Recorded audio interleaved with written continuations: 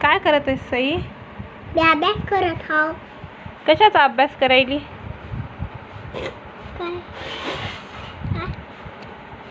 हे ह्याचा अभ्यास करत आहे. हां याला काय म्हणतात ग? तू काय काढत आहे?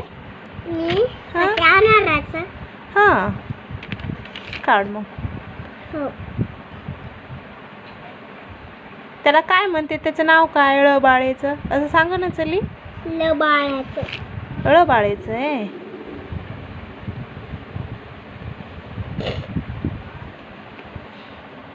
होमवर्क करत आहेस स्कूल मधला?